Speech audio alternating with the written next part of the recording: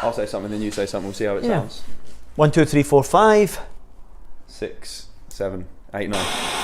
Hard challenges, of course. That goal against was it Dundee? My goal? Yeah. No, Dunfermline. Was it That's a good start, isn't it? Here we go. We'll start again. No, put that in. The goal against Dunfermline. This is when all your highlights. The goal against Dundee. The goal against Dunfermline. Yeah. Of course, the brilliant Blair Gibson's going to be editing this in. So Never mind, Blair's keeping this in.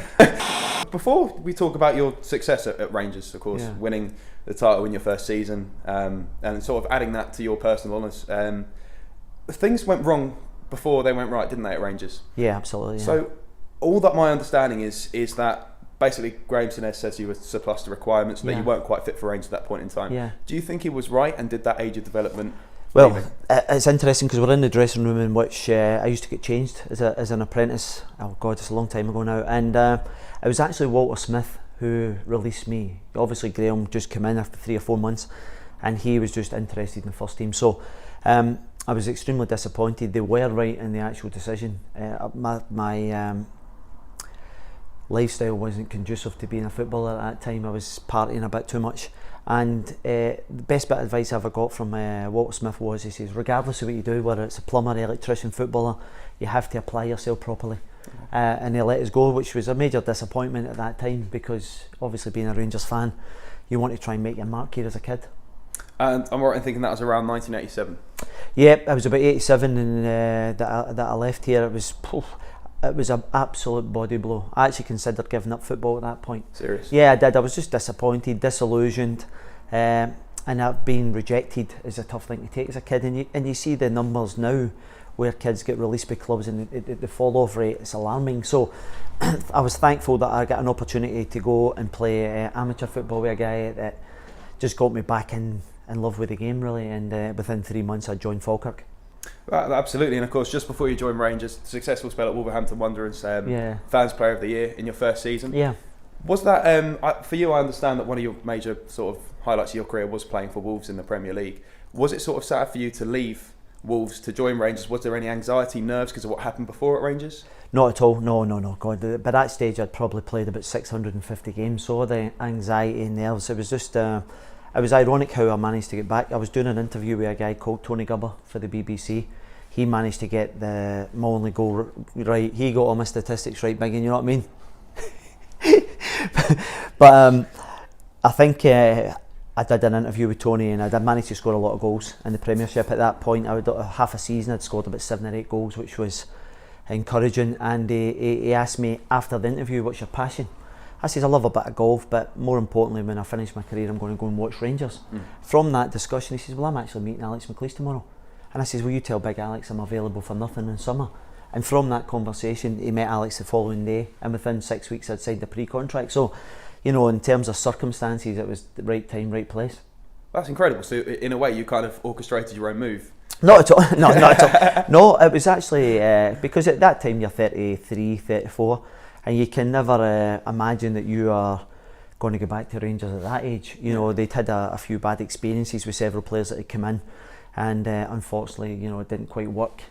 Middle to mid 30s, I would suggest. So David Murray wasn't keen on giving guys contracts at that age because guys were just coming and not really doing a great deal for it. So I think David Murray watched a game in Al Jazeera, I think it was, and we were playing Chelsea, Wolves v Chelsea, and I was up against a couple of World Cup winners that day, so we managed to do okay, and David thought he can do a ton for us. And so the actual circumstances with Tony Gubber, David seeing a match on Al Jazeera, so you look at all that, and then to get back here at the age I did was just remarkable.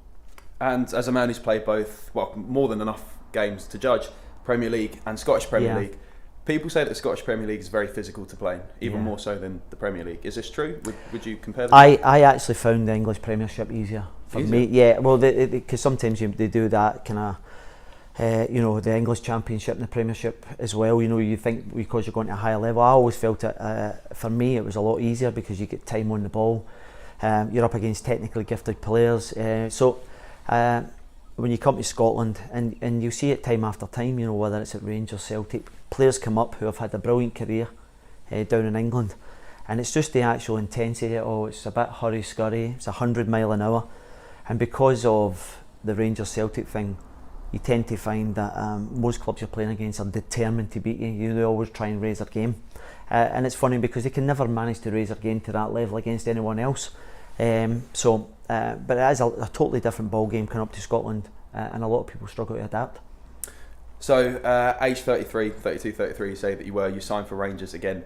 Were you thinking that you maybe weren't going to be a first team starter? No, well, listen, I was fortunate enough to get a 2-year contract out of David Murray, which was astonishing, really. And I always felt as if, because I was 34, I always felt that the first season was always going to be the most important for us, because I think halfway through that season we'd signed Barry Ferguson again, and Barry was a lot younger than myself, so I'm thinking to myself, the writing's on the wall, I need to make an impact whilst I can, because obviously the second season I didn't play nowhere near as much as the first, so I always knew the first season was always going to be difficult. But the interesting thing about it was when I met Alec McLeish in the March, just as I'd signed a pre-contract, he was kind of giving us an inside track at, we hadn't beaten Celtic that whole season, and it was important that we got off to a good start the following year, because it's about momentum, it's about confidence and belief, and thankfully we managed to get a double header here after losing the first game, which gave us the belief to kick on that season.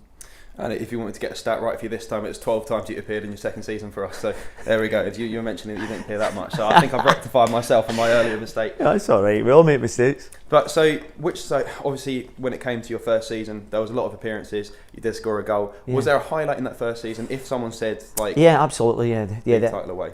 Well, no. Look, if you exclude the league title, yeah. The one thing that from a personal point of view, because ultimately you want to win things for the club and yourself as an individual.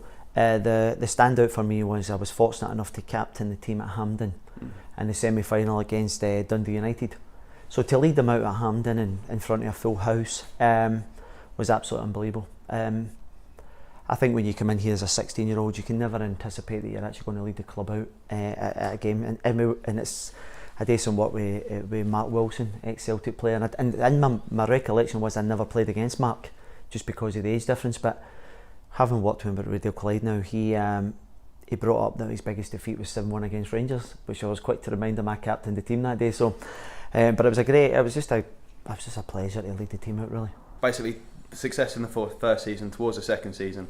Were you expecting to sign a contract after the success of the first season? Were you thinking maybe they'd extend it there and then for another year? For Rangers, yeah. No, I was fortunate enough to get my 2 years, and it took me up to my 36th birthday. Big Alex McLeish was leaving.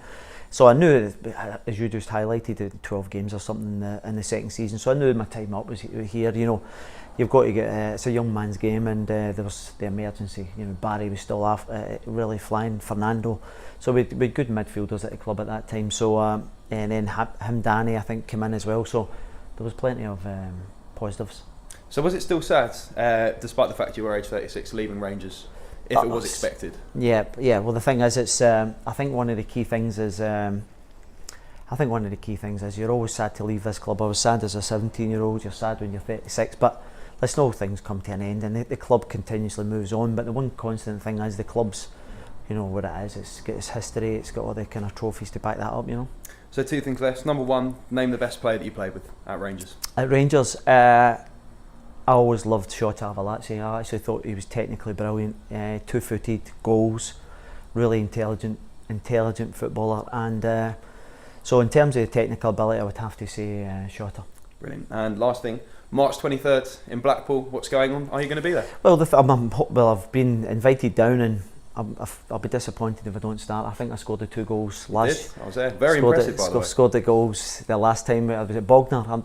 Anyway, I'm not sure, but I love. Do you know the thing is, I actually love just playing with the guys. It gives me an opportunity to catch up with them, and then I let them carry on with a wee night out afterwards when I drive back up the road. Just for the record, by the way, he said Bognor. It was actually Sutton United. Yeah. Was it Sutton? Was it last year? It was Sutton United. Yeah. Yeah, but we played at Fleetwood as well. I think last year. So we managed to play a couple of times. So. You're absolutely right, it was Bognor. But always very impressive, seriously. You were literally a star of the show that game. Yeah, listen, we see the thing is, I still play 5-a-sides with McCoys and McAvenny and all the boys, so it's great and it just keeps you involved. But I enjoy it. Brilliant, we look forward to seeing you. Thank you very much for the interview. Thanks, pal, cheers. Hey, I'm delighted to bring you the beautiful face of Jorg Albertz. Lorenzo Amoruso. Good afternoon, everyone. One and only Derek Johnson. So Colin, thank you very much for doing this with us. So very pleased to ask Ray Wilkins a very quick in the video. We have Mr. Tom Miller in this video today. It's obviously with the beautiful face of Lee McCulloch.